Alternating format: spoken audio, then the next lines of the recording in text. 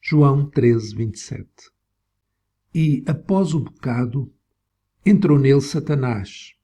Disse, pois, Jesus: O que fazes, faze-o depressa.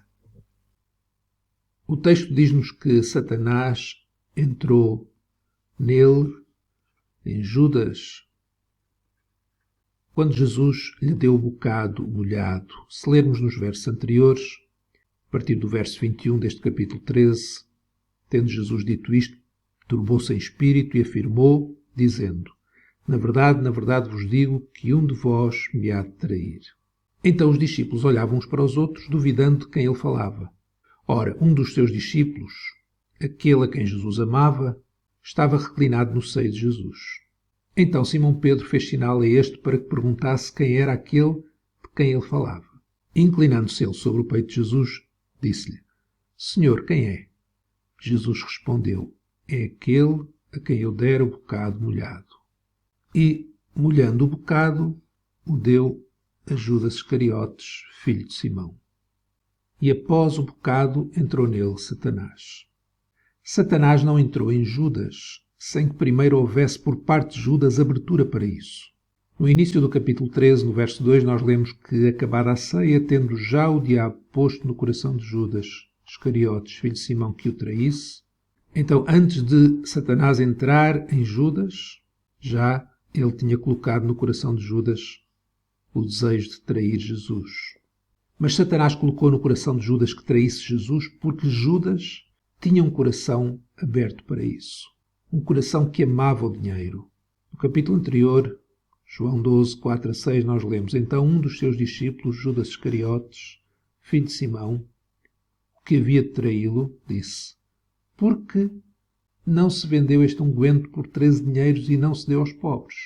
Ora, ele disse isso não pelo cuidado que tivesse pelos pobres, mas porque era ladrão e tinha a bolsa e tirava o que ali se lançava. Judas nunca deixou que a glória de Jesus, que a luz de Jesus, a sua palavra, penetrasse no seu coração. Ele amava a riqueza, ele amava-se a si mesmo, mais do que todas as coisas. Ou dito de outra forma, ele amava mais as trevas do que a luz. Como lemos neste Evangelho de João, capítulo 3, versos 18 e 19, as palavras de Jesus: quem crê nele não é condenado, mas quem não crê já está condenado, porquanto não crê no nome do unigênito Filho de Deus. E a condenação é esta, que a luz veio ao mundo, e os homens amaram mais as trevas do que a luz, porque as suas obras eram más. Judas amou mais as trevas do que a luz. Satanás tem o objetivo de entrar, de possuir o ser humano. E ele começa sempre por influenciá-lo. Influenciar o homem na sua mente. Satanás consegue influenciar as pessoas, mesmo aquelas, como Judas, que estão perto de Jesus. Satanás começou por influenciar Judas, mas só entrou em Judas depois de Jesus lhe ter dado o bocado molhado.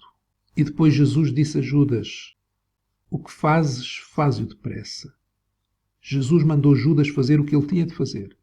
Apesar de Satanás ter poder de influenciar e até possuir uma pessoa, isso só acontece se Jesus assim o permitir. Pois quem está no controle de todas as coisas, inclusive é de Satanás, é o Senhor.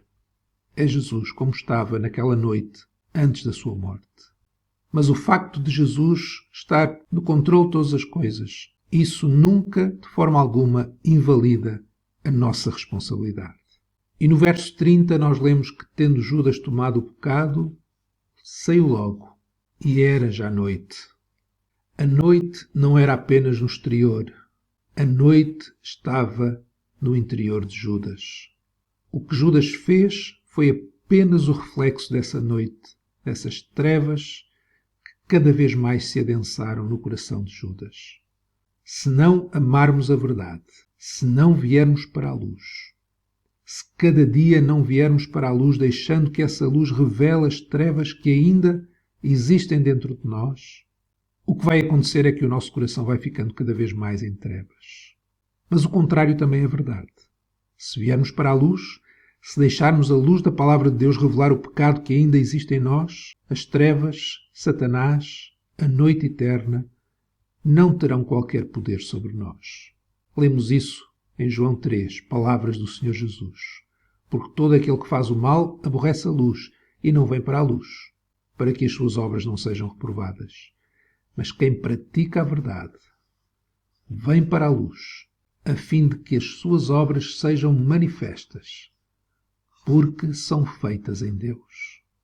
Judas aborreceu a luz. Por isso já era noite.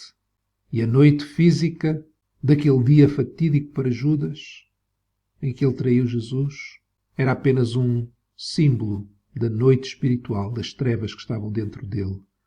Porque ele não veio para a luz. Ele não deixou que a luz de Jesus brilhasse no seu interior para que as suas obras fossem reprovadas.